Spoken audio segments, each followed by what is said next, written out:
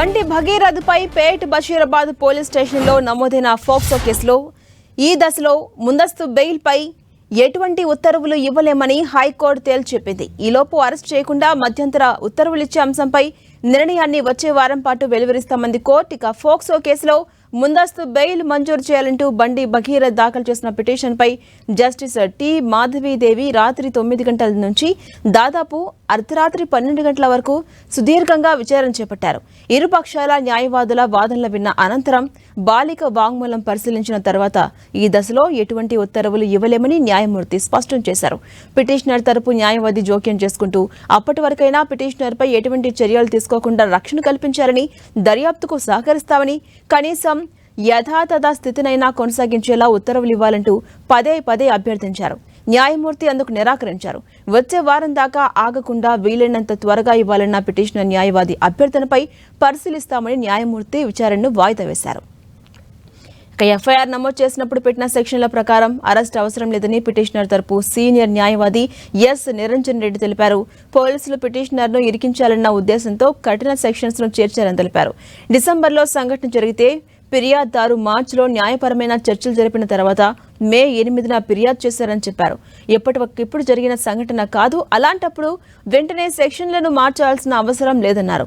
బాధితురాలి పుట్టిన తేదీలను రెండుగా చూపుతూ దానికి సంబంధించిన పత్రాలను సీల్డ్ కవర్లో సమర్పించామని, అలాగే ఫిర్యాదులో పేర్కొన్న 3 సంఘటనలు బాలిక ఆమోదం ప్రకారమే జరిగాయని వాదించారు. వారి తల్లిదండ్రుల అనుమతితోనే బయటకెళ్లారని, వారు రిలేషన్షిప్లో ఉన్నారని కోర్టుకు తెలిపారు. జనవరి 7న రిలేషన్షిప్ నుంచి పిటిషనర్ బయటకు రావడంతో కేసులు తెరపైకొచ్చాయని కోర్టు తెలిపింది.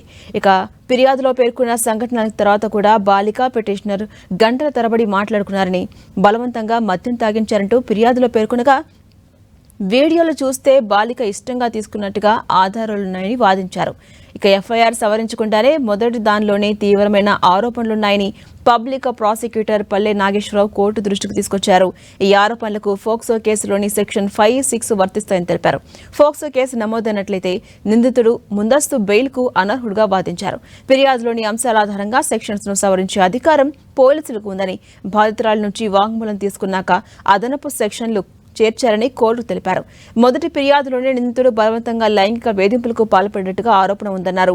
బాలిక 10వ తరగతితో సహా వివిధ పాఠశాలల్లో చదివిన సర్టిఫికేట్లు, జిహెచ్ఎంసీ రికార్డ్స్ ఆధారంగా ఫెర్నాండేజ్ ఆసుపత్రి నుంచి ధృవీకరణ పత్రాలను పోలీసులకు సేకరించారని, ఆమె వాస్తవ జనన తేదీ 2008 ఆగస్టు 12 అని పోలీసుల దర్యాప్తులో తేలిందని తెలిపారు.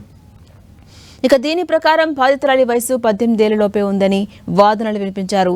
నిందితుడి తండ్రి కేంద్ర మంత్రి కావడంతో బెదిరింపులకు పాల్పడ్డారని ఫిర్యాదుదారు తరపు సీనియర్ న్యాయవాది పప్పు నాగేశ్వరరావు వాదించారు. ఈ పరిస్థితుల్లో బాధితులకు ఏ ధైర్యం ఉంటుందని తెలిపారు. తన కుటుంబం జోలికొస్తే వదిలిపెట్టమని, తన కోసం చాలా మంది చనిపోయారని నిందితుడి తండ్రి భయపెట్టారని, నిందితుడు పెళ్లి చేసుకుంటారని ప్రలోభ పెట్టారని కూడా వాదనలు వినిపించారు. ప్రస్తుతం బాధితురాలు ఒక్కరే కాదు, ఇటువంటి వారు మరో 4 కూడా ఉన్నారని తెలిసిందన్నారు. వాళ్ళు కూడా త్వరలో బయటకు వస్తారని, ఈ దశలో ఎలాంటి ఉత్తర్వులు ఇవ్వడానికి వీల్లేదని వాదించారు.